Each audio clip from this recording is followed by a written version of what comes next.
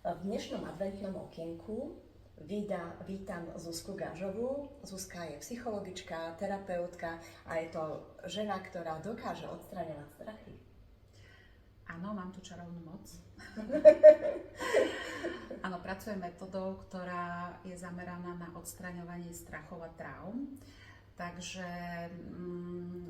pracujem s klientmi už 5 rokov a napísala som aj knižku Odlož svoj strach, kde vlastne sú tieto príbehy popísané.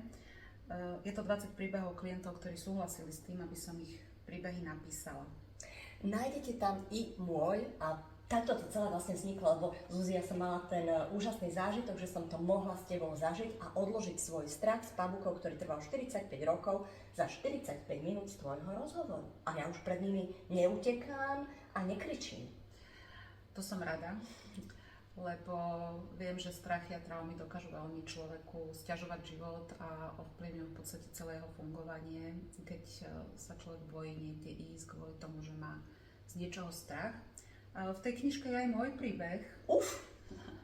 A ja som mala veľký strach z výšok, čiže nikde som nešla, kde bolo niečo vyššie, nejaké veľké mosty alebo balkóny a veľmi ma to obmedzovalo v tom, že som proste chcela ísť napríklad v Londýne na London Eye a som sa bála.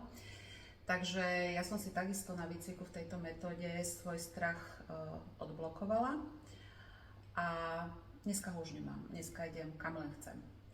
Myslím, že v tvojej knižke nájdú všetci ľudia množstvo inšpirácií a vedia si ju niekde kúpiť, hej?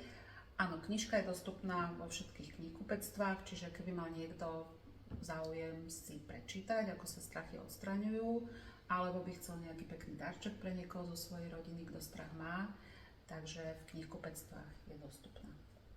Ďakujeme, Zuzi.